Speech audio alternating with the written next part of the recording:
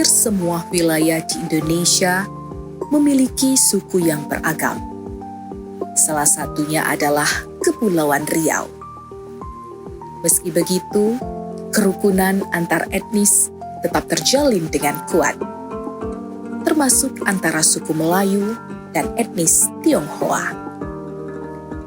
Bahkan budaya Kepulauan Riau sangat dipengaruhi oleh suku Melayu dan etnis Tionghoa.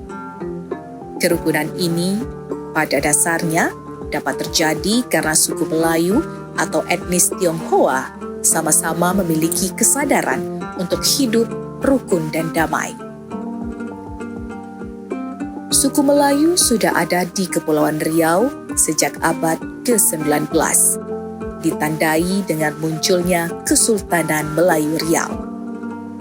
Sementara, menurut laman resmi Kementerian Pendidikan dan Kebudayaan Republik Indonesia, armada Cina di bawah pimpinan Cheng Ho datang untuk pertama kalinya di Pulau Bintan pada 1412.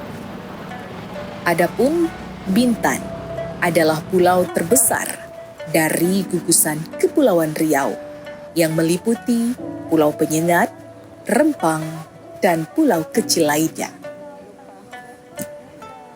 Etnis Tionghoa di Indonesia mengalami sejarah yang sangat panjang. Dari mulai masa kolonial Belanda sampai masa pemerintahan Orde Baru, bahkan terus berlanjut hingga saat ini. Meski masa Orde Baru telah tumbang dan digantikan masa reformasi yang lebih demokratis. Bahkan pada masa reformasi inilah budaya Tionghoa mengalami perkembangan pesat. Bintan ternyata tak hanya dikenal sebagai pulau dengan pantai-pantai eksotis atau resort mewahnya. Pulau yang merupakan bagian dari Provinsi Kepulauan Riau ini memiliki segudang destinasi wisata yang menarik. Selain itu juga pulau yang menjadi pintu gerbang kedua selain Batam bagi yang hendak masuk ke Indonesia dari Selat Singapura ini tidak hanya menjadi sentra penyebaran Islam. Pulau Bintan juga menjadi pusat peribadatan Buddha di kawasan Asia Tenggara. Hal ini ditandai dengan adanya vihara patung 1000 wajah.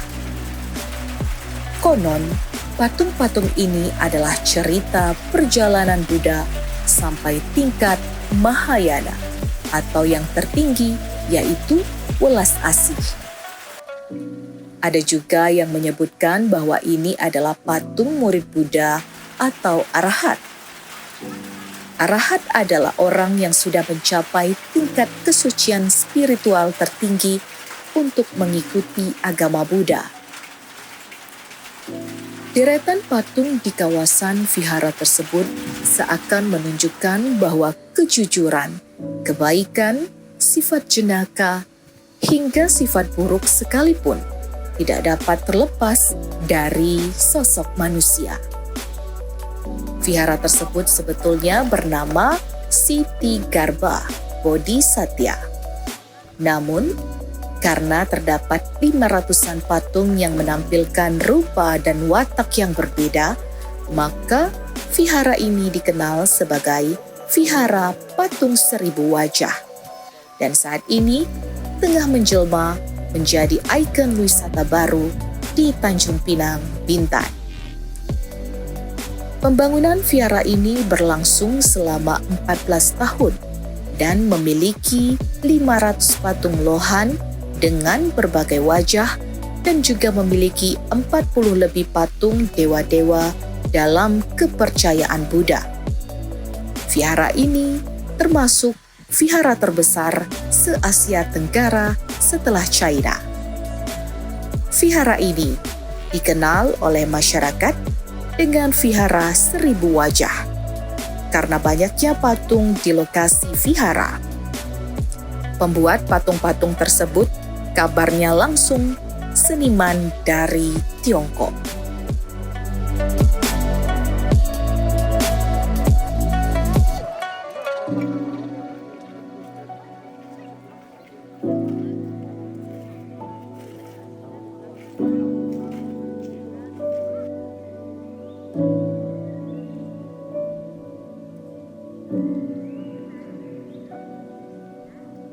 jika hendak mengenal orang berbangsa. Lihat kepada budi luhur dan bahasa. Warisan budaya tak benda, bersifat tak dapat dipegang, seperti konsep dan teknologi yang sifatnya dapat berlalu dan hilang dalam waktu seiring perkembangan zaman.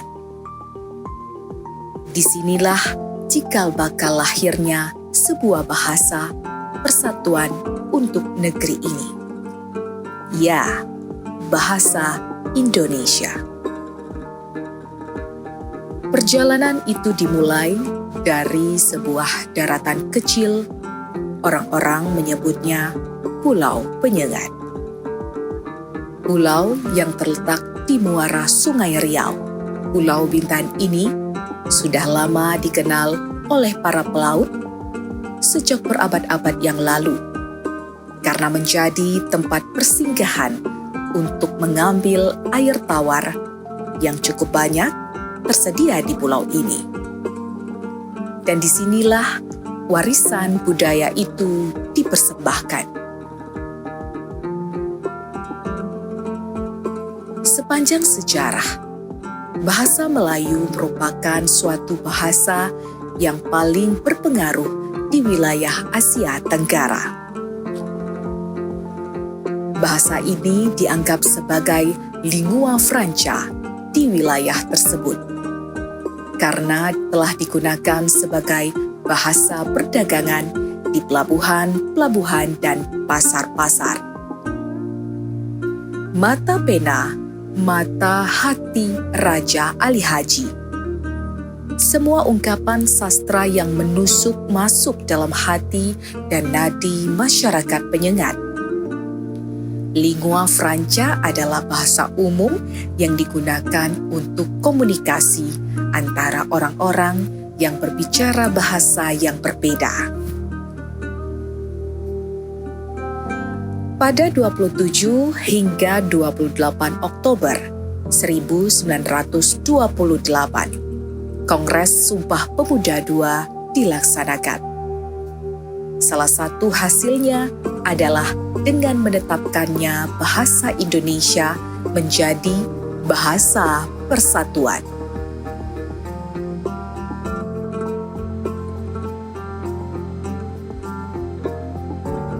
Bahasa Melayu itu perkembangannya mengikuti juga sejarah Melayu itu sendiri.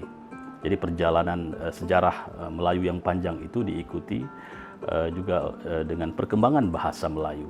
Ketika kerajaan itu berada di Melaka, di Johor, Riau, itu memainkan peranan.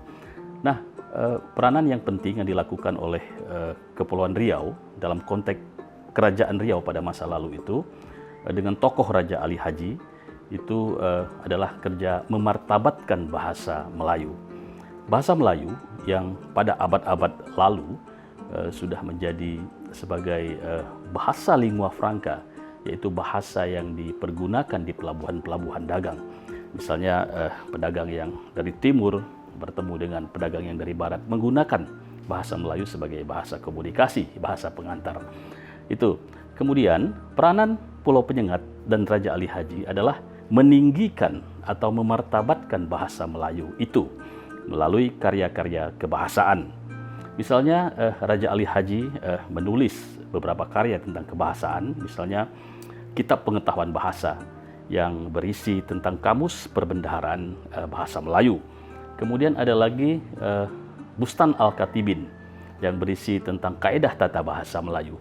Kemudian ada karya-karya lain, karya-karya kebahasaan yang juga ditulis oleh generasi setelah Raja Ali Haji. Nah, setelah itu, setelah karya-karya itu, bahasa Melayu itu kemudian dalam proses selanjutnya menjadi bahasa tulis-menulis, menjadi bahasa kesusastraan, menjadi bahasa persuratan. Sehingga pada akhirnya bahasa Melayu yang pembinaannya dilakukan di Pulau Penyengat ini diangkat, ditahbiskan menjadi bahasa persatuan kita, yaitu bahasa Indonesia pada Sumpah Pemuda tahun 1928 itu. Hadir pada masa itu seseorang cendekiawan Muslim dan penulis yang bernama Raja Ali Haji. Ia dilahirkan pada tahun 1808 di pusat Kesultanan Riau Lingga di Pulau Penyengat, Kepulauan Riau. Raja Ali Haji merupakan seorang penyair Melayu yang terkenal dengan karyanya Gurindam 12. Karyanya yang bercirikan sastra Islam dan Melayu. Ia juga sangat serius menyajikan sejarah dari masa lalu dengan kondisi zaman. Beliau melahirkan karya-karya sebagai bentuk perjuangan dalam melawan pengaruh dan intervensi penjajahan. Hal ini menjadi awal pengembangan tata bahasa, sastra hingga ilmu dalam bahasa Melayu yang menjadi cikal bakal bahasa Indonesia, bahasa persatuan. Sebuah awal yang kelak akan berpengaruh dalam pembentukan Negara Kesatuan Republik Indonesia (NKRI) secara utuh. Inilah bahasa Indonesia. Varietas yang dibakukan dari bahasa Melayu, sebuah bahasa rumpun Austronesia yang digolongkan ke dalam rumpun Melayu yang sendirinya merupakan cabang turunan dari cabang Melayu Polinesia. Bahasa Indonesia telah sejak lama digunakan sebagai basantara di wilayah kepulauan Indonesia yang rata-rata memiliki kemajemukan linguistika dengan jumlah penutur bahasa yang lumayan besar. Bahasa ini mengalami perubahan akibat penggunaannya sebagai bahasa kerja di lingkungan administrasi kolonial dan berbagai proses pembakuan sejak awal abad ke-20. Penanaman bahasa Indonesia sejak dicanangkannya Sumpah Pemuda pada 28 Oktober 1928 untuk menghindari kesan imperialisme bahasa. Bahasa Melayu yang pembinaannya dilakukan di Pulau Penyengat itu dilakukan oleh Raja Ali Haji dan lingkarannya itu mempertabatkan bahasa Melayu itu melalui karya-karya kebahasaan. Nah, itu adalah satu kerja yang ketika pada masa itu orang belum lagi terpikir bahwa bahasa itu adalah alat pemersatu kita. Jadi satu sumbangan yang luar biasa bagi Pulau Penyengat dan Raja Ali Haji bagi Nusantara ini, bagi negara kita, yaitu adalah alat pemersatu, yaitu bahasa. Dari pulau kecil yang hanya kecil saja, tapi memainkan peranan yang begitu besar, memberikan sumbangan yang begitu besar. Nah, itu mesti memotivasi kita, kita ambil iktibar atau pelajaran moral dari situ, apa-apa yang dilakukan oleh orang masa lalu itu, dengan kerja-kerja berpikir seperti itu bisa membuat bangsa ini maju dan kemudian bersatu. Sekarang kita mungkin terjadi sedikit masalah yang berkaitan dengan pendidikan. Saya kira perlu dukungan dari pemerintah, dari institusi-institusi pendidikan, perguruan tinggi dan sebagainya untuk berkolaborasi, melakukan satu kajian-kajian yang berkaitan dengan kebudayaan Melayu itu, tentu tentang bahasa. Kemudian bagaimana mengembangkannya lagi. Jika hendak mengenal orang yang berilmu, bertanya dan belajar tiadalah jemu. Ilmu menjadi satu tonggak luar biasa. Pulau Penyengat menjadi pulau ilmu pengetahuan. Raja Ali Haji menguatkan bahasa Melayu melalui karya kebahasaan yang ditulisnya.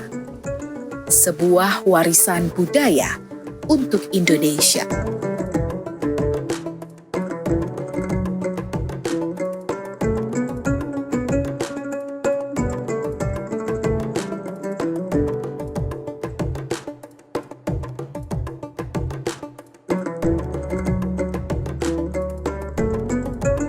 Penyengat memang memainkan peranan yang luar biasa dalam mengangkat, memartabatkan bahasa itu sendiri. Tercatat begitu banyak penulis-penulis yang produktif dengan karya-karya yang ditulisnya. Misalnya ada Raja Ali Haji, tidak kurang ada 12 karya Raja Ali Haji yang sempat kita kumpulkan, berbagai disiplin ilmu, di antaranya tentang tata bahasa.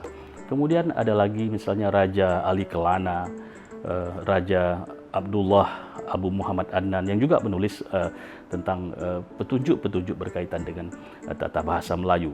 Juga banyak syair-syair. Saya menyitir satu aforisma yang ditulis oleh Raja Ali Haji dalam salah satu karya kebahasaannya. Raja Ali Haji menyitir satu syair Parsi yang berbunyi, yang diartikan misalnya, kata pena, akulah raja di dunia ini. Siapa yang mengambilku akan kusampaikan maksudnya. Dan beberapa ribu laksa pedang yang sudah terhunus dengan segores kalam jadi tersarung. Jadi begitu luar biasanya penghargaan dan kekuatan bahasa pada kebudayaan Melayu yang berpusat di Pulau Penyengat ini. Mungkin terjadi satu kemunduran dalam hal-hal yang berkaitan dengan kerja-kerja intelektual di Pulau Penyengat. Itu tidak lepas dari pengaruh politik Belanda dan Kerajaan Riau Lingga. Memang sekarang sudah harus digalakkan lagi. Pertama, memberikan didikan kepada generasi muda untuk mengetahui baca dan tulis Arab Melayu, karena itu adalah media yang untuk kita mempelajari naskah-naskah dan juga karya-karya lama. Kemudian juga ya menggesa lagi untuk mencintai kerja-kerja menulis itu, menghargai kerja-kerja menulis itu, dan juga berkarya seperti generasi-generasi Raja Ali Haji itu. Bahasa Melayu diberi predikat tinggi, tentulah karena nilai standarisasi yang berhasil dicapai oleh bahasa tersebut. Hal demikian dihubungkan dengan sejarah kebahasaan di tanah air. Maka tidaklah berlebihan jika Raja Ali Haji dan penerus telah melapangkan jalan ke arah terbentuknya bahasa nasional di Indonesia.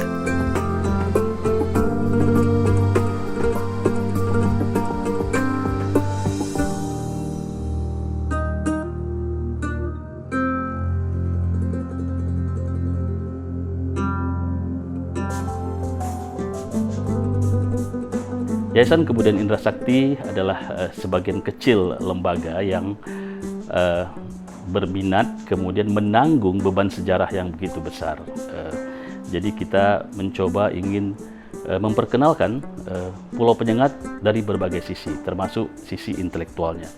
Kerja utamanya adalah mengumpulkan hasil-hasil kerja intelektual ini, itu kita selamatkan, kemudian kita perkenalkan kepada khalayak, dan juga kita buka akses yang seluas-luasnya untuk orang melakukan kajian tentang alam Melayu. Karena kita menganggap Pulau Penyengat dengan semua khazanah yang ada di pulau ini, baik khazanah intelektual, baik khazanah dalam bentuk peninggalan fisik, adalah satu tempat yang boleh memberikan kepuasan kepada orang, pengetahuan tentang alam Melayu. Artinya Pulau Penyengat adalah sebuah pelantar atau jembatan yang baik ketika orang ingin mengetahui. Disinilah saksi bisu perjalanan bahasa pemersatu bangsa bahasa Indonesia di Pulau Penyengat. Hingga kini, warisan itu berada di dalam ruh setiap masyarakatnya untuk mewadahi bangsa Indonesia yang merdeka, apapun latar belakang suku dan bahasa ibunya, secara bersama menerima bahasa Indonesia sebagai bahasa persatuan.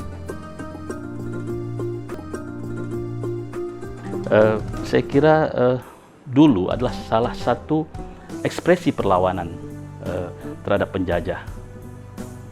Raja Ali Haji memartabatkan bahasa Melayu ketika orang Belanda ingin membahasa Belandakan kawasan ini? Jawaban mereka adalah menguatkan bahasa itu dari dalam melalui karya-karya. Kemudian Raja Ali Haji misalnya menulis sejarah ya, Tuhfat Al-Nafis, Silsilah Melayu dan Bugis. Ketika orang Belanda juga menulis sejarah tentang kita. Ada satu buku yang ditulis oleh orang Belanda, Nederlander in Johor en Siak, Belanda di Johor dan Siak. Termasuknya Johor maksudnya Riau, itu menulis sejarah tentang kita.